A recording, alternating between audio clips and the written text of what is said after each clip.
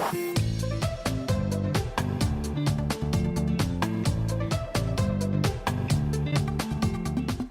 like to welcome you to LSAT Unplugged. I appreciate you joining us. I think that today I'd really like for the students to get to know a little bit about your experience, and really this conversation will kind of go around how to leverage experience and interest in specific areas of law to create a compelling story of why law school, whether it be personal statements or how to communicate those experiences. So I'd love for you to first start off by telling us a bit about yourself. Sure. Awesome. So always a big thank you to Steve. I've been working with him for about 2 to 3 years now. It was serendipitous that I connected with him. We were looking for outstanding LSAT tutors to connect with in terms of my admissions company.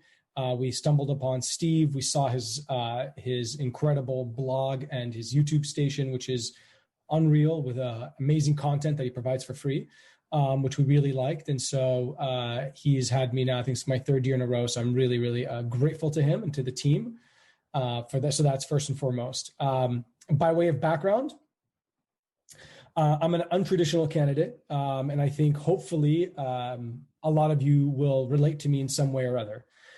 I was born abroad, went to high school internationally as well. So I studied in the British system.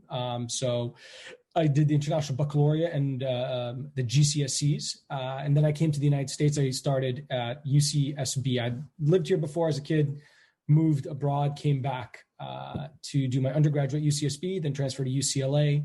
Graduated. Thankfully, I was able to graduate near top of my class in a subject I loved, history and political science. Wasn't able to really secure a job, and then was able to decide that I'm going to go to law school, except there's one major inhibitor, and that was the LSAT. So I took the LSAT for the first time in December of 2003 at the time. It was a long, long time ago. I didn't do well, or I didn't feel I did well, and so I canceled my score. Took the exam again in June of 2004, did horrifically bad. June 2003. So I took the first time in December 2002, took it again in June of 2003, and then realized I'm just not going to get the score I need to get into a top 15 law school. Now, I had done well at UCLA. I had, I thought, a compelling story. So I spent between June, July, August, September, October, really fine-tuning and perfecting my application. And then I started submitting my application. The first school I think I submitted to may have been Berkeley. And then thereafter, I submitted to 17 different law schools between, I want to say, the first or second week of October, all the way through to the first week, I want to say, of December. And then I took the LSAT again for the 3rd time, hoping I'd do better. Just by way of background, I studied, I took test masters 3 times. I must have taken 60 practice tests, but Steve was probably only a small kid at the time, so he was not there to rescue me. And unfortunately, I did worse, and even worse. And so I think I ended up with a 154 average score. But I applied to all these law schools, and thankfully I got into one of my top 4. My number 1 was Yale. My number 2 was Harvard. My number 3 was Columbia. And number 4 was Berkeley. And I was able to get into UC Berkeley and waitlisted at Columbia with a 154.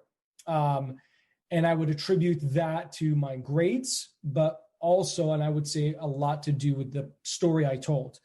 Through that process, I understood that if it's really critical to put everything you can into that personal statement, and Steve will hate me for saying this, and it was funny, we had a conversation about this the other day, because I said, Steve, do you feel like your job's going to end soon? Because so on, so forth. They're getting rid of standardized tests, right? In undergraduate schools, you guys are seeing that. In graduate schools, something they're getting rid of the GRE. Even the GMAT is getting phased out with some of the programs. This could just be temporary, but I think it's going to catch on, right? And so far, the LSAT, he said, no, I think my job is okay. And if not, I'm going to pivot to something else. The guy's a genius, so I'm sure he's going to be able to use his incredible brain power to unriddle the MCAT or what have you. But the idea was I put everything into the application process itself. And I think that's really what helped get me in. I know it did, because when I went back and I spoke to the dean of admissions at UC Berkeley, he most certainly remembered my personal statement. And I can again tell you, I put in about 4 months of solid thinking, brainstorming, going around in circles, asking people if this made for a compelling story, thought about different ideas, and then finally kind of narrowed it down and just went all at this story that I told. That was very personal to me, and I complemented that with a diversity statement. I underscored that with an addendum, a strong addendum as well, and then I was able to obviously have a catch-all with the resume. That got me really into the whole world of admissions and storytelling and story crafting. A couple of years after I graduated, a year after I graduated, I decided to start my admissions company, and I really focused on law. But I also did work on MBA applications and college applications themselves in terms of admissions consulting, understanding how to tell a story, which really I've worked on every single possible application you can imagine, from PhDs in anthropology to nursing to dentistry to medical residencies, law, MBA, transfer, Rhodes scholarships, you name it. I've guided students, helped students in many different ways in regard to their applications. Quickly after graduating from law school, starting my admissions company, working at a private law firm, I ended up eventually working for the US government doing international development law. And what's interesting about that is the fact that I wrote about what I wanted to do in my personal statement in 2003, ended up doing exactly what I really wanted to do in 2012. Serendipitously, the world just somehow, I guess you manifest, right? You project your future. And so I wanted to do this, and I ended up doing that 9 years later. Did that for about close to 5 years, resigned with the previous administration for obvious reasons, and then went back to grad school, put everything that I had learned in the last 8 years of doing admissions consulting, was able to get into Harvard with a full scholarship to do a master's in public administration, finished that, moved back to California, put my company on the map, grew the team, and now I do that as well as now I'm currently helping disabled veterans get their disability benefits. So I help veterans better put together a compelling case to be able to secure their disability benefits, whether it's mental or physical disabilities that they had from their time in service. And that's where I am right now. Thank you for sharing that. I think it's pretty obvious to students how accomplished of a career you've led. And I appreciate you sharing the struggle of the LSAT, because I'm sure it's something that we can all relate to. I want to note, just before I go any further, that students are welcome to ask questions on the chat, and I will do my best to voice those.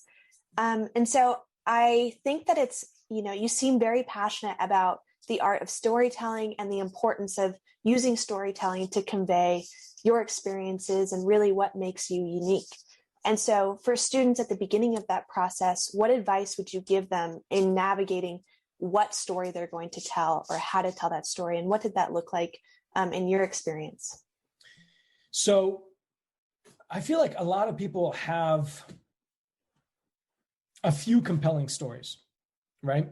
Not just one, but a few. Sometimes we have to choose one. Sometimes we can hybridize some of the essays together. So you may have a story that's very compelling about your upbringing and an incident that happened, and then it almost seems trivial, but there's another issue that you had in sports. They don't seem congruent, but somehow there's an underlying connection between the two that you can bring together. So sometimes you hybridize a story, right? Bring them together. Sometimes you just say, I'm going to focus on this story for the personal statement, and then this story for the diversity statement, right? So don't be scared that if you end up having multiple stories, what you should do. The initial thing I would do is obviously just throw the ideas on paper.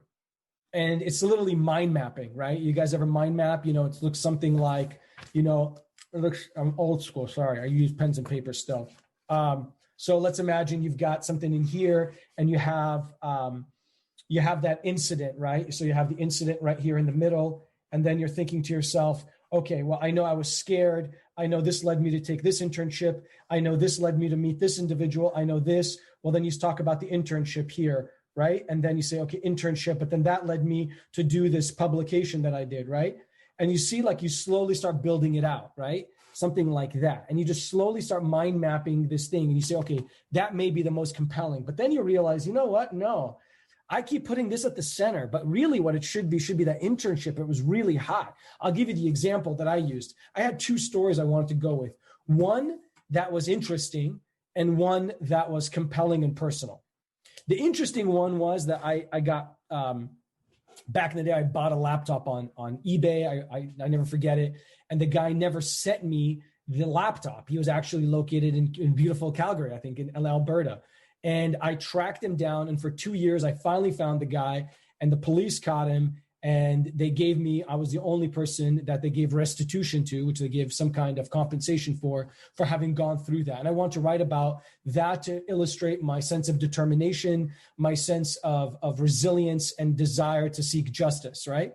But if I erased my name and put, let's just say, your name, Gabby, at the top of it, would that work? Yes, it would, right? The essay would work, because it wasn't really personal to me. I experienced it, but it really wasn't personal to my core, except for the fact that it highlighted a couple of things: resilience, a desire to seek justice, right? A sense of determination. But at the end of the day, it wasn't that personal. The other story I had was meeting a family member for the first time in my life, and what that showed me about myself that I didn't know. And it turned out, about meeting that person, I was better able to understand my identity. And my identity was going through a very tumultuous time in history.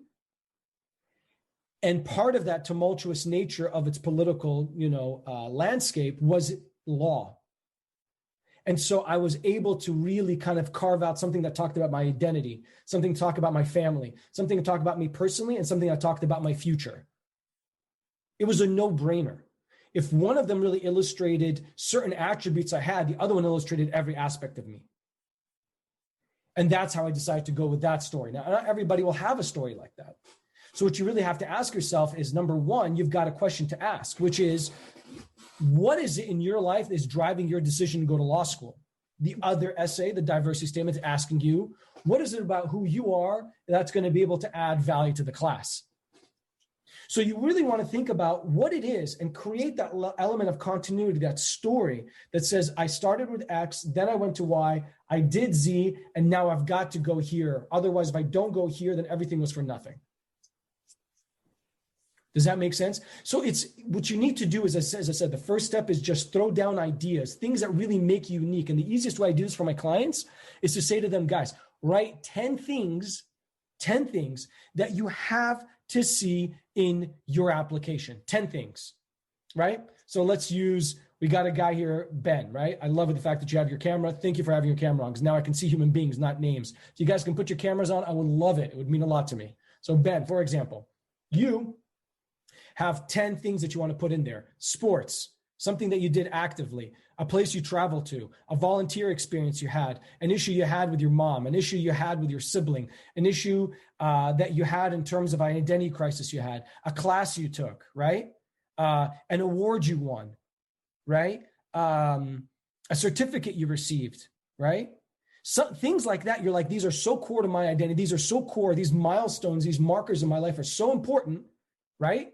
That it really will help me, and it has to be included in my application. Otherwise, I'm not going to stand out, right? Just start with those 10.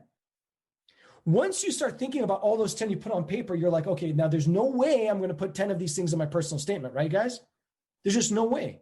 So what I'm going to do, if I've got 4 components, personal statement, we said why you want to go to law school, diversity statement, how you add to the class value, addendum about an issue that you had going to school, right? And then, I did poorly in my 3rd semester.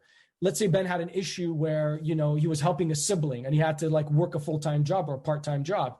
He may not want to talk about that in his personal statement, but he does want to mention his application. Boom, he hits it in his addendum, right? That says, I didn't do well in my 2nd semester or my 3rd semester because I had to balance a part-time job and stuff like that, right? He addressed it. That's great. That's great news. He was able to do that, right?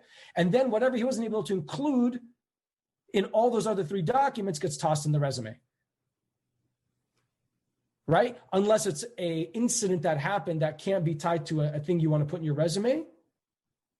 There may be one or two things that will fall off, but you want to capture as much of those things in all those documents. From those, that's when you start finding that really beautiful one that you need for the resume. Not for the resume, for the personal statement, and highlighting it in terms of that, answering that crux of that question. Why is it that you want to go to law school? Without explicitly saying, I want to go to law school because. And if you want, Gabby, at the end of this, don't forget to ask me my top 5-6 things of what not to do in your personal statement. Well, I certainly will, and I'm sure that we'll get there pretty shortly here. But one distinction that I think you noted and is very valuable is this difference between a compelling story and one that is maybe more personal. And I don't necessarily think that there has to be a trade-off, but in instances where they are, and you're talking about an internship where it was, a very unique experience, but at the end of the day, you could replace your name with somebody else's and nobody would know the difference. How do you kind of foresee those? How do you personally differentiate those experiences? And how do you decide how to categorize those experiences or those attributes that you identify with between the personal statement and between the diversity statement? Just keep asking yourself that fundamental question, guys. Is this question answering why I want to go to law school and become a lawyer or not a lawyer? I hate saying that. Don't ever write why I want to become a lawyer, right? Because there's like 50 different fields that you could do as somebody who studied law. So don't write, I want to be a lawyer. You guys get it? Because you guys may want to be judges. That's not necessarily lawyers, it's judges, right? Somebody wants to be a politician. You want to become a journalist. You want to be an entrepreneur. I'm an entrepreneur as well. Doesn't mean I'm just doing legal work, right? So you want to answer that question, why do you want to go to law school and study the field of law? If that question and that compelling idea is not fitting that rubric, it's not going to work. Because as I said, you have other components of the application. Now, guys, don't forget, there's a third essay, right? So there's one that's a personal statement, one that's a diversity statement, one that's asking us, why do you want to go to that school? So you also want to make sure that you can address that as well. And again, Gabby, you can remind me at the end or at some point, because that's becoming a very common question that comes up amongst the applications. So that's, I think, how you want to suss out which of the most compelling stories fits which bubble within it. Now, what I want to do as well, and again, Gabby, you can guide it because you're the moderator here. I do have a roadmap of how to write the personal statement. And part of that will also help you kind of shape answering that question that you have. So let me know if you want me to do that now, or we could do that later in terms of the roadmap of how to write it. I think it would be a wonderful place to do that now if you'd like. Okay. Can I share my screen? I believe so. Yes. Okay, here we go. Let me give this a shot. Can you guys see my screen? Yes. Awesome. Okay, guys. This came to me and as an epiphany a couple of months ago. I've had so many times I've sat there and repeated the same thing over and over and over and over to clients. So you have an introduction, then you do X, then you do Y. And I'm like, how can I make this even more simplistic, right? And I was finally able to come up with this idea of the ABCs of the personal statement. Okay, guys? So take a look at this. I know it sounds really juvenile, but it really, really, really works. Okay, guys? So take a look. First thing I have on the top there is tells you, again, just put it there for yourself. How has your life paved the path for you to pursue law? Okay. The second one is, how will you add value to the incoming class and the law school community, guys? So keep that in mind. Remember, separate those two. Okay. When thinking about the personal statement, guys, I'm going to get pumped about that. I always get really pumped. So if I go too fast, slow me down. Think about your life like a movie. I'm in Santa Monica, so you guys know I'm like 2 clicks away from Hollywood. So this is all about the movie industry, right? But think about your life like a movie. How does it start? What's gonna draw in the audience? What's the compelling factor that pulls me in, right? Am I ever gonna start an essay off with, I want to go to law school because? Snooze fest. Could you imagine you're in a movie and that's how it starts? I want to write a movie about. You're like, get me out of this movie, right? So you want to start it off with something that can really grab their attention, right? If the audience is the admissions committee, and you are the protagonist, and I'm the director as your admissions consultant, and we're directing this whole thing and putting it together, how are we going to start it? Okay. So number one, A. Okay. A is for attention grabbing, right? Attention grabber. And here I gave you some, like the word count, about 100, 125 words. And what you're trying to do is come up with something that could grab their attention, right? So I used the example recently with a group I was talking to. Imagine you're a veteran and you say, it was a hot day as I was sitting in the barracks and suddenly, boom, I see a plume of smoke over the horizon. The building shook, but somehow it didn't even impact me whatsoever. In fact, I was suffering from PTSD and I didn't even know it. The reality is there are so many veterans who are similarly suffering from this affliction. And yet there's so little attention given to them and so little understanding of what PTSD is. And this is really what drives me want to be an advocate to be able to win the benefits for these, for those who served our country. Something like that, right? That's very short and simplistic, but you get it, right? A hot day, I can see the building tops, I'm in my barracks. What are you guys doing? You're literally closing your eyes and imagining that exact scene, the sweat, the dust, the barracks, the cramped conditions, looking over the horizon, plume of smoke. You guys have seen it many times, right? And then through that, you're basically teasing out. That is how you started it, but don't leave me hanging. I want that first paragraph to tell me, where are we going? I am suffering from X. Suddenly I put it back to me. I'm the person suffering from it. I've got the one who has a PTSD, right? And yet it's a bigger problem. Micro, macro. I'm the one who's suffering. It's a bigger affliction. I want to be able to resolve it. You guys see that? Okay. That's how I started it. If you just read that one paragraph and didn't read anything else, and you guys know this because you guys all went to undergrad, that's your thesis, right? That's the start. Just that alone is a synopsis of the whole essay. Okay. You've drawn me in. Tell me more. Okay. B's for background. You guys see it right there, right? B for background. It's about 100 to 125 to 175 words. Boom. You're telling them who you are, what your background is, right? So let's say, we've got, again, we'll use Ben, poor guy. I'm going to use Ben. It's an easy name to remember, and I can just keep doing it. So imagine Ben says, I grew up in this area. Let's just say I grew up with a single mom, some siblings, whatever it is, talks about his background, his, this. Most of you guys are, I assume, did you guys already graduate from college? Raise your hand if you graduated. So you guys are what? How many years out? 1 year out? I am graduating this year personally. Okay, you're graduating this year. Go ahead, tell me. I feel like we're the Brady Bunch. You tell me over here. What about you? I mean, you guys 1 year out, 2 years out? Looks like 3 years out, just graduated. Jocelyn just graduated. Shakir is 3 years out. Okay. Anyone else? Yep. 3 years out. Yeah. So if you've been 3 years out, for example, guess what you got that other people don't? First of all, love it, guys. If you graduate and you go straight to law school, it's not easy.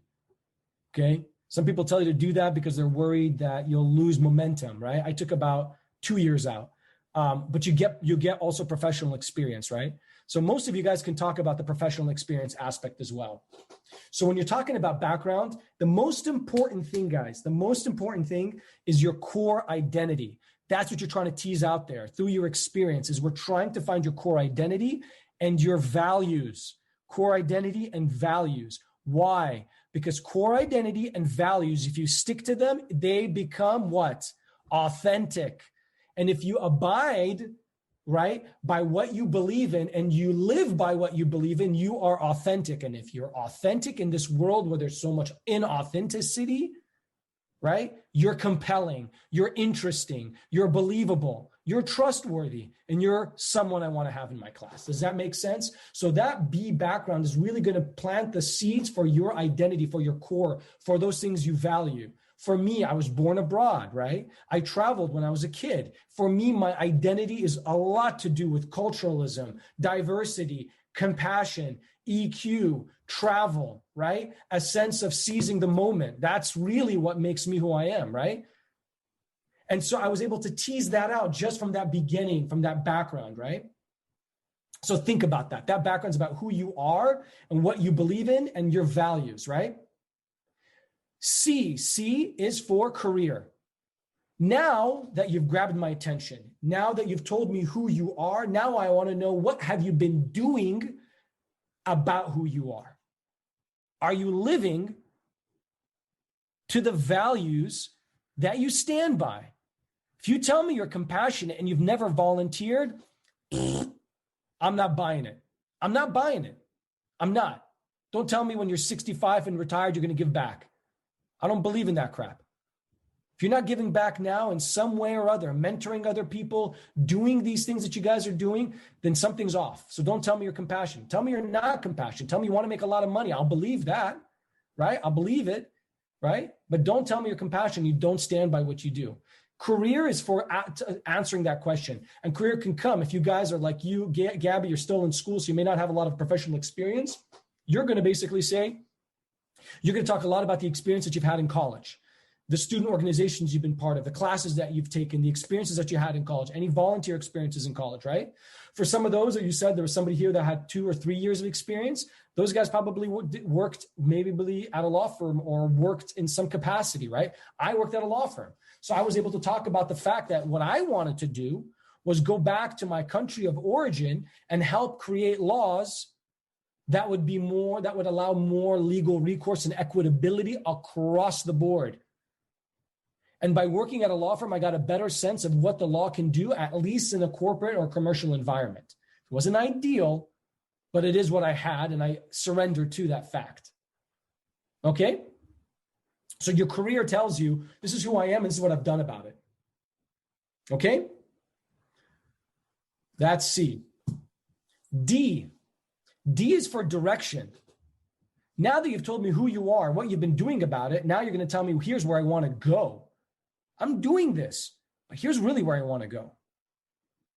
So you shift gears and you tell me about the direction, the vision, the goal, okay? 100, 125 words. Guys, this is the keystone. This is where the whole essay pivots. This is where the movie changes. You can't just give 2 hours of action or 2 hours of context. You've got to tell me about a pivot moment, something that happens, right, guys? You guys know the story arc. Starts off with an action. It hits a crescendo. A decision needs to be made by the main protagonist character. Guys, you've seen this so many times, right? The decision was made most likely to help them better understand themselves and their own identity and their success at the end of it, right? Classic branding. Character has a problem, meets a guide, right? The guide tells them a plan. They execute the plan. They avoid failure and they see success. Classic. This is like a book I read, Building Your Brand. Guys, it's like literally almost all movies are this way. Stories are made this way because we relate to adversity. We relate to other people's problems. Not like, hey, I want to drive fast. I got into a car and drove fast. No, I want to drive fast, but I have a fear of driving fast. I got into a car accident. I had to overcome that. I had to drive, and that was, how many times we have seen that movie, guys, where they had to overcome that hurdle, that main sticking point in their head, and they finally achieved success, and now they're freaking phenomenal race car drivers, right? So same thing here. Talk about that direction and how you pivoted and moved and you say, this is who I am. This is what I've been doing, but this is where I want to go. Okay, so very, very important paragraph, and that's the direction of where you want to go. Okay? Then when you go from there, you go to E, educational, program, and school, guys, both. Don't just say, I really want to go to UCLA Law. Now, you may say, well, okay, he says UCLA Law. I know why he wants to go to law school. But you want to indicate to them that there is still a desire to go to law. So there's a discussion, and that really goes into direction, which is the program. At the end of direction is the program to say law. And then at the beginning of E is the program and then into the school, right? Because guess what? What happens if, what happens if one of you, let's say Marcos, another person on this, says to himself, I'm going to write an essay. And at the top of the essay, I'm going to write personal statement for a master's in public administration. And I read the essay and guess what? It works for a public administration degree. Did he succeed for a law school personal statement? No, because the essay was not unique enough. It didn't follow suit to answer the question about why law. It was a great essay, but not about law. It was a great essay about advocacy, right? Or policy, but it has to go back to that crux about law. Otherwise, the school will say, you know what? It's better off the person goes to the Master's in Public Administration. Why are they applying to our school? Or how do we know that they're not applying to two schools at the same time to use the same essay twice? Guys, that's the uniqueness test. If I change the name, but Gabby, if it works, it's not unique enough. If I change the title of the school, the program, I call it Master's in Public Administration or a Master's in, I don't know, anthropology or psychology or whatever, and it still works, it's not unique enough to the program. Okay, guys? So keep that in mind. And that's where you want to do the education. A couple of quick things, if you guys want to write this down, the things that that you can talk about in terms of the school: clinics, classes, journals, the community, right? The diversity of the community, the location of the school, the reputation of the school, where the alumni are going. Guys, every top school I apply to, every top one, I found someone who went to that school, a friend, somebody I worked with, and they wrote me letters of recommendation. Does that make sense? So for somebody at Berkeley, I was like, hey, can you write me a letter of rec? And they were students. And I just supplemented it in the application. And if the school read it, great. And if the school didn't read it, it didn't matter. Okay? But that's how much I cared about getting into some of these schools. I literally talked to alum, and some of them even wrote me letters of recommendation. So these are some of the things you want to be thinking about. And when you're pulling out that information, don't just look on their website. Take a look at their journals, literally look at their journals and what have they published. Take a look at where the students are going. If you're like, well, how do I know where people are going with a UC Berkeley degree or UCLA degree or wherever? Go to your LinkedIn, type UCLA law. Guess what's going to happen? You're going to probably find out quite a few people that were alum of that school, and you can see where they're headed off. Corporate law, whatever, immigration law, what have you, right? So do your due diligence and think out of the box about where you can get that information, okay? And then finally, as in every movie, show them what success looked like, bring closure to the whole experience. And F is for finale, okay? And that's you bring the whole thing back. You can't just stop. Bring the whole thing back to the beginning, that action sequence, that plume of smoke, right? The PTSD. Now that I've been able to overcome, identify that I have PTSD and I'm going through therapy, I'm helping other veterans do the same thing. And I'm also helping veterans better understand how they can get their benefits so that they could live better lives. Does that make sense? Sorry, I went off on that one, but this is really critical, guys, is the ABCs of the personal statement. And really, this can work for the diversity statement. If you guys decide to apply to grad school, this could work for the grad school statements. It is the key to success of how to write a personal statement. Perfect. We have a question in the chat from Jocelyn as to, she's asking, how did you get the alum to write a letter of recommendation? And could you elaborate on that process? Sure. So in this case, it's just contacts, guys. I mean, the whole world is about networking and so forth. So in my case, I was the president of an identity group at undergrad at UCLA. And through that, I met other identity groups in other schools. And then when I went to those schools, and those schools also had active law schools. Because guys, remember, I don't know where you guys all went to undergrad. I don't even know where you guys are located. But I mean, Steve's located in New York. So I mean, he's got clients all over America. So this is going everywhere. But like some law schools, let's use New York as an example. Columbia, NYU are pretty much smack right in the middle of where the campus is, right? Because Columbia is right across the street from the main campus. NYU is in Washington Square Park, where the law school is. So sometimes the law schools are quite active on even the main campus. When I was a law student, I taught on the main campus. In fact, I've got a crazy hack of how I graduated with a profit from law school, which most people are like, I still don't get it. I don't know how I did it, but I pulled it off. And part of it was teaching classes as a graduate student instructor at Berkeley. But I was very involved. And so when I went to those campuses as a student rep for my identity group, I was meeting up with law students at the school, got to know them, and they just went to bat for me. I mean, those are the ones who wrote me the recommendations. Other ones just gave me information, like great intel. And then I worked at a law firm, I told you guys. And so I had some of the law firm partners or lawyers who went to the schools I was applying to also go to bat for me and write me a letter of recommendation. And then guys, look, at the end of the day, you could always help advise the recommender of what to write.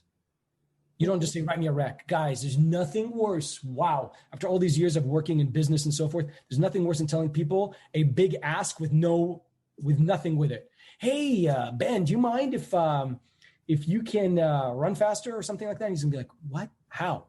You're like, okay, well, let me help you out. I want you to run down the street, okay, every day wearing these shoes at this time, okay? Even if he doesn't want to, I've given him parameters that we can then start moving around, right? Like think about algorithms, right? You have a big data set, you give a set specific instruction, you get great results.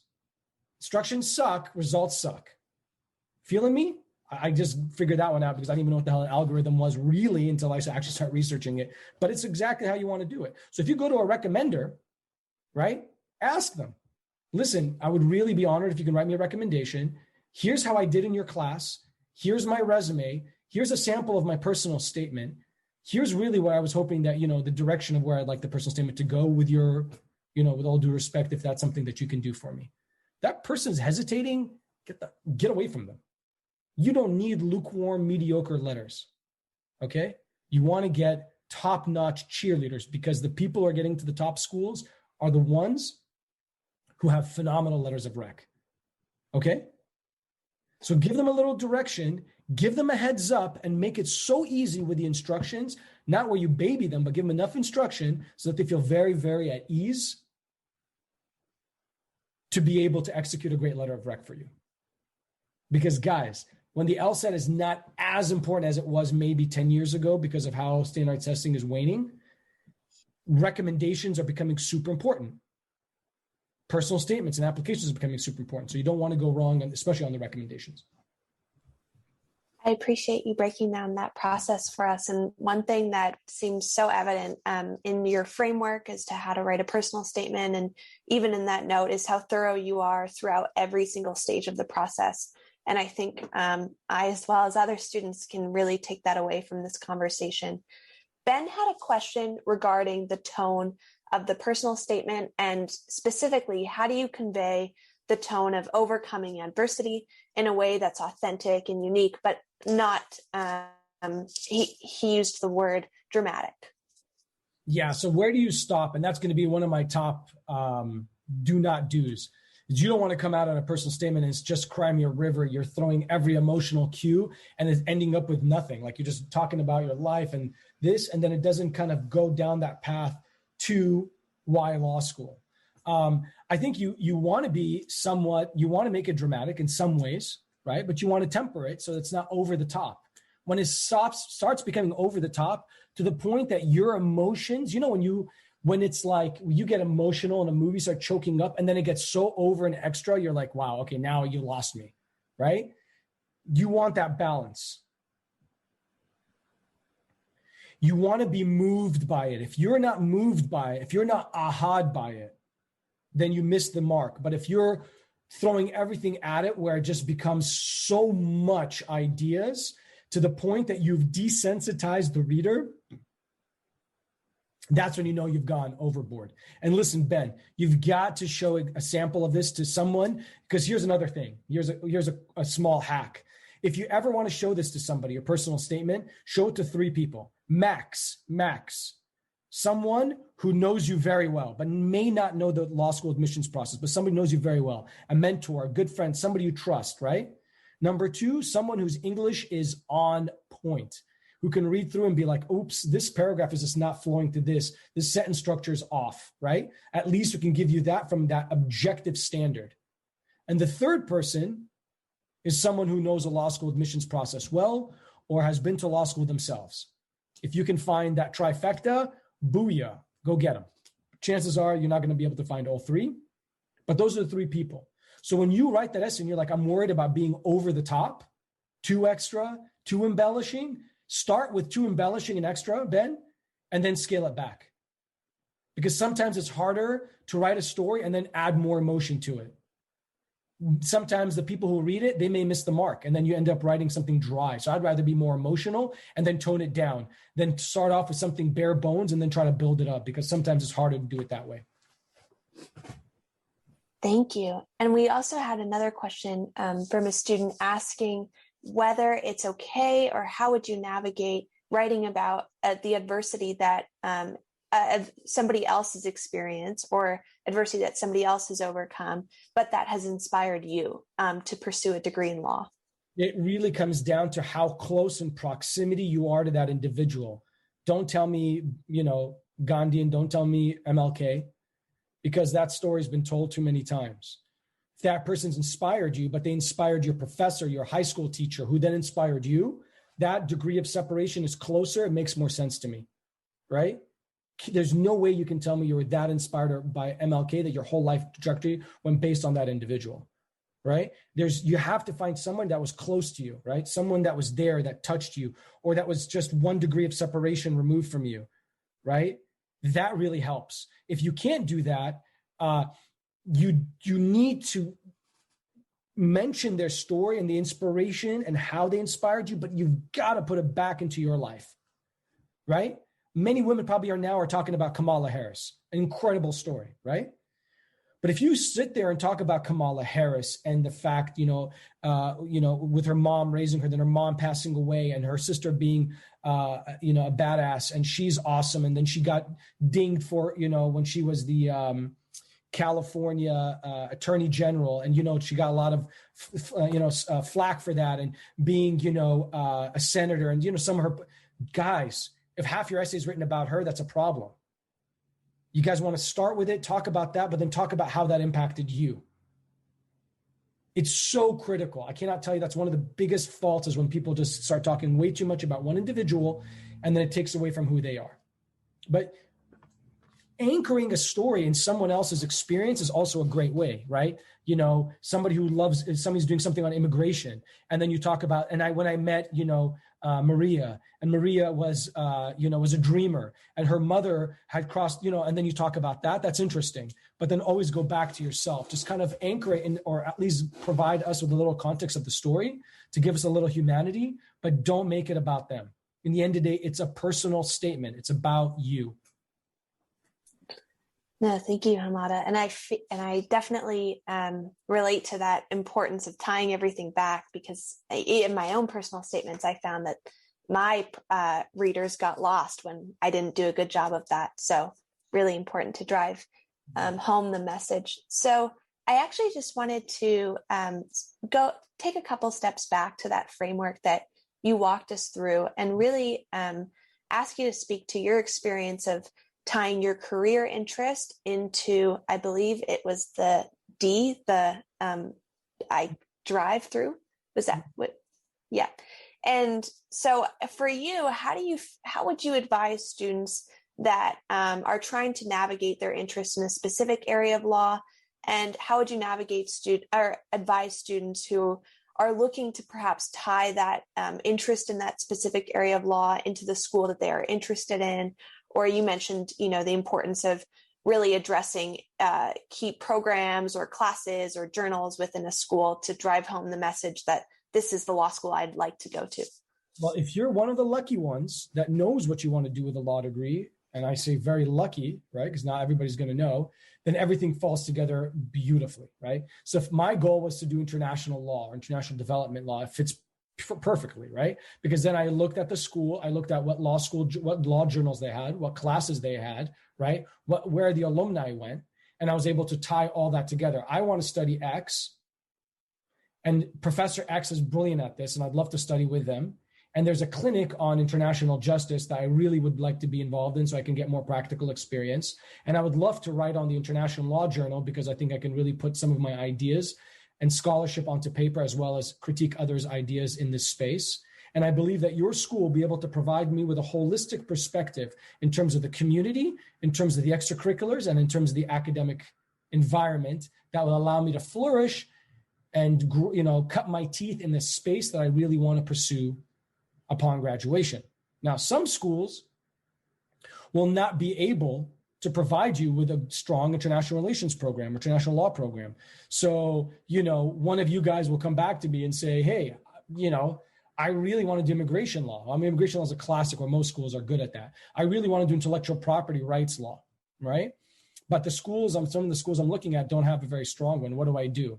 It's a tough question, right? And some people will say, water down why you want to what you want to do with the law degree, and just focus on the fact that you want to be an advocate, right? I always love the word advocate rather than say I want to be a lawyer. I'd love to be an advocate, right? To advocate for people, for a cause, for, something.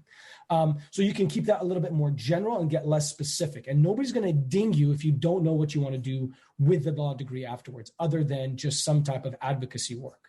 I am going to say, though, it just makes for a much easier statement to write when you know why you want to go to law school. And I want to say it's probably pretty tough to want to go to law school and not know why at this stage, guys. It's a 3-year commitment. It's 200 plus $1,000. Like, you pretty much want to know why, right? And try to weave that into your story. And so from an admissions perspective, do you think that you spoke to international law specifically, there's a risk in expressing a very strong interest in one area of law specifically? If it makes sense as part of your life, let's use, Solomon right here. So Solomon he has a story, he grew up here, he had X, Y, and Z happen, and then suddenly he wants to do tax law. What? Where the hell did that come from? Right? But if he had, let's say, in this situation, his uncle or his aunt was wrongfully indicted for fraud due to accounting discrepancies that brought the business down, causing bankruptcy, and she didn't have the ability for legal recourse, right? And because she didn't understand that there was this loophole that she fell into that she didn't know. And so that really exposed her, causing bankruptcy, causing, her life to really take a turn for the worst. And he wants to basically advise minority businesses or something in the field of tax law. Booyah. Now we've got a story. You see? Now, let's just say the school sucks at tax law. You can just say small business law. Let's say the school sucks at small business law. Well, you just tell them you want to do that. Eventually, I don't care if I don't study small business law or tax law in your school. Guys, you're studying to become lawyers, not studying to become tax lawyers, right? You guys see the difference? We're getting a general law degree. You guys understand how many subjects do you know are going to be in the bar exam? I think in California, there's like 18. In New York, there's 24 subjects you're going to be tested on. Criminal law, criminal procedure, torts, contracts, constitutional law, property law, right? So they're not going to just teach you to become a tax attorney. You will become that tax attorney when you practice. So you don't have to, if you give them a general gist of where you want to go and what you want to do, it doesn't have to be that specific. But it's nice when it's specific. It really is. It makes a hell of a story. It makes it much better, more compelling. Apologies. Perhaps just a last question on that note. How heavily would you weight, it seems like there's a lot of students with work experience, so work experience in your personal statement? Not that much, because it's not a requirement for law school, guys, right? If you are applying for an MBA program, mission critical, right? But law, it's not required. So if you sit there and you put everything in the professional experience, great, but I would really still try to make it more personal. Now, if you're someone on the older side applying, like let's say 30 or 35, and you have like 10, 15 years of experience, it's not going to be inconceivable that you're going to talk more about that. But don't worry, guys, there's no requirement to have experience to go to law school. So don't feel compelled to throw experiences out there. Here's another hack, guys, get ready for this. For your diversity statement, that's where I like to include volunteer experience. Okay, so let's say Jocelyn has professional experience and volunteer experience. She doesn't know which one to use for which essay, or she's more interested in writing about the volunteer only because the volunteer actually speaks to what she wants to do. Then I would say use the volunteer for the personal statement. But if not, and you just volunteered, it's part of your identity, but the professional one is also very equally interesting. I would put the volunteer in the diversity statement and make that the anchor, and the professional in the personal statement.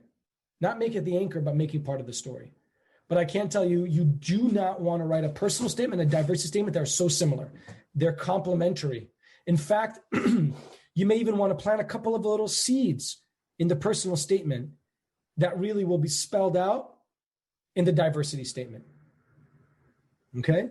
So I talked about being international and loving traveling in the personal statement, but very mildly, probably only in B, right? Background. But I really talked a lot about that in the diversity statement. Why? Because it's how you're going to add value to the class. And how do you add value to the class?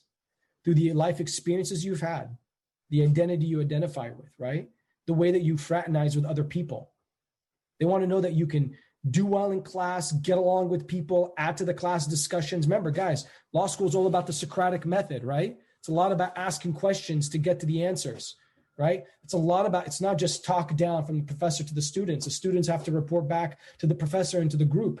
So you have to be ready to add value. And that's why we want diversity in classes. We don't want to have just, heterogeneous people. We don't want to necessarily have all Caucasian people or all African-American people or all Asian people. It's not about just the identity. It's about diversity, right? So you want to have a bit of everything so that each one of them can provide their experience in law, because law is multifaceted and it is a cross section of our society. Thank you, Hamada. And it's, you've given us a lot of really valuable tips as to how to write a diversity statement and how to write a personal statement. And personally, some of the things that I came away with were authenticity and really being detail oriented and thorough and just true to your story and really tying in the relationships of your identity to the experiences that you've had. Perhaps in a closing note, would you mind speaking to what not to do in a personal statement or diversity statement in the last few minutes that we have together? Sure. So I'll rattle these off. I just gave you guys a classic about the diversity and the personal. Don't repeat the same story between the two. That's important. Ben asking the question about when to over embellish, when under embellish. That's a great and a very important one. You don't want to go over the top where you lose the audience, and you don't want to be too dry where you lose the audience.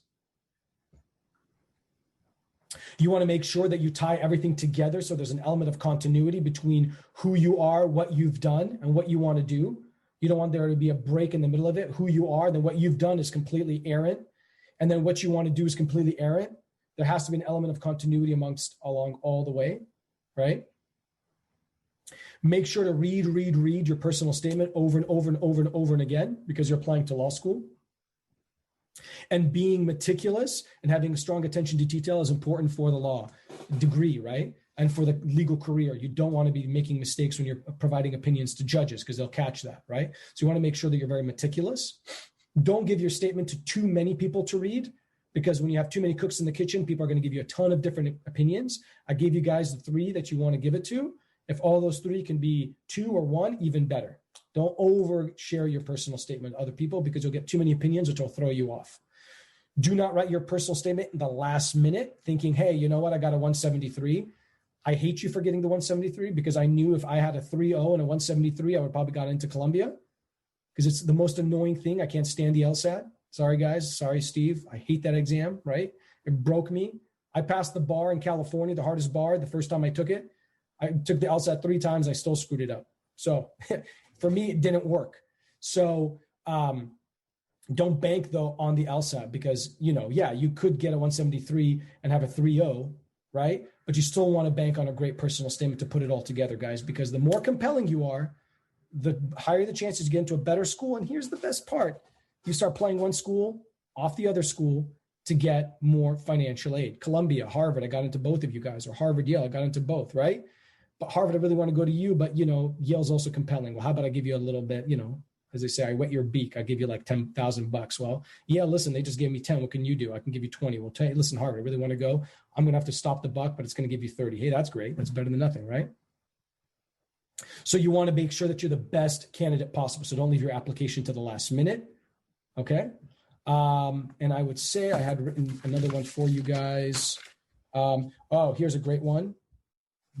Abide by the word count, guys. Okay. Abide by the word count. If they say 2 pages, double spaced, stick to it. Don't write more. Some schools are asking for up to 4.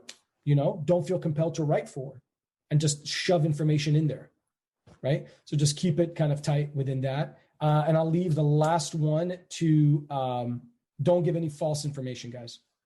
They'll catch you. So don't, goes back to Ben's point about embellishing. You could embellish. There's maybe Ben's point more about being dramatic. That could be one thing that you deal with. But on the other side, don't use or falsify information. So I was the president of this society and we experienced X, Y, and Z. I could look that up, right? This incident where this happened, everything's Googleable, right? So don't do it, because it may come back to haunt you when you become a head honcho and applying for Congress or something. There you go. I don't know how many that was, but I could rattle off probably even more, but those are hopefully a good enough list for you guys. No, thank you. We have one last question if you have time for it. I could do this. I love doing this stuff.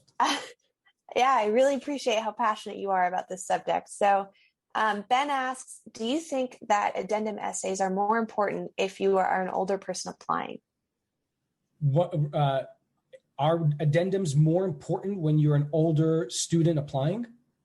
Yes. To the degree that you want to mention why it is that you took time off before you applied to law school? Ben, would you mind? It looks like he's nodding, so yes. No, I don't think that's a big issue, Ben. I mean, if you, unless you went into, no, I don't think so. I don't think you'd use an addendum to write, hey, listen, I took 6 years before I applied to law school. During that time, I was a banker. And then now I decided to go to law school. That's really going to be addressed, I think, in your statement to show why you want to go to law school. Your addendum really comes down to about 3-4 things. Classics. Why you didn't do well in the LSAT, why you didn't do well in school, time you took off in school for medical reasons or what have you, any legal issues that you faced, DUI, what have you, right? So those are pretty much the main reasons you'll use the addendum, okay? But that's pretty much it. So, and remember, when you're writing your addendum, guys, you're not using it as a document full of excuses. You're keeping it short and sweet, 300, 400 points. I took I really wanted to go to law school. Excuse me. When I got to school, I didn't do, when I got to law school, I really wanted to do as much as I can to maximize my educational experience. I became president of X, Y, and Z. However, because I was not able to manage my schedule effectively during my first or second year of school, my grades suffered as a consequence. I was able to take a step back, speak to mentors and my professors. I was able to get a better handle of my time management skills, and therefore was able to improve exponentially my final year. Therefore, I fully believe that my sense of determination, who I am and what I've done, as well as my academic scores in my final year of school are far better indicators for my ability to exceed the expectations required of a student in your program. Dunzo funzo, that's it. I admit it, I screwed up. I bit off more than I can chew. I admit it, my time management skills suck, but I did better and improved over time. I didn't make excuses. You guys see the difference? Okay, I admit it, I've learned, I've grown from that experience, I've moved on, I'm a much better student now, and I will excel in your school. Thank you, Hamada. On behalf of LSAT Unplugged and myself personally, I'd like to thank you for joining us and sharing all of your advice. It was really valuable. And with that, I close this interview and session. So thank you all for joining. Thank you, everyone. Thank you for having me, guys. And you have my information. If you have any questions, please let me know. And again, a big thank you to Steve for putting together a great event and doing some awesome work for his clients. Thanks again, guys. Thanks for tuning into the show. Please subscribe if you haven't done so already to be notified of new episodes as I release them. And feel free to reach out if you need anything at all as you move forward with your prep. I'm happy to help however I can. In the meantime, I'll wish you all the best and take care.